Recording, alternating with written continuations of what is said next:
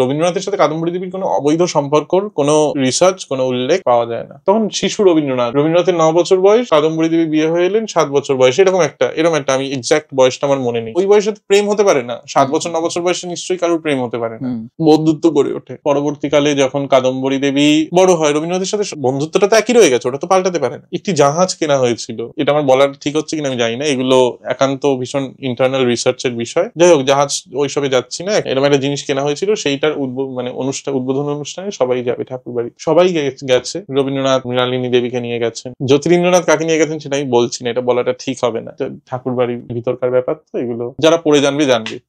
জ্যোতিরিন্দ্রনাথ অন্য কাউকে নিয়ে গেছিলেন, সবাই প্রত্যেকে, সত্যেন্দ্রনাথ, জ্যোতিরিন্দ্রনাথ সবাই অন্য কাউকে নিয়ে গেছিলেন। সেদিন কাদম্বরী দেবীকে নিতে কেউ আসেননি, গোটা ঠাকুরবাড়িতে কাদম্বরী দেবী একা ছিলেন। সেই ইয়েটা ওনাকে স্ট্রাইক করেছে। উনি অন্তত শেষ হিসেবে ভেবেছিলেন যে হয়তো রবীন্দ্রনাথ ওনাকে নিতে আসবেন, বাট রবীন্দ্রনাথ তো মৃণালিনী দেবীকে নিয়ে গেছেন। রবীন্দ্রনাথ তো জানেন না এই বিষয়টা, অভিমানী হয়ে উনি সুইসাইড করেন।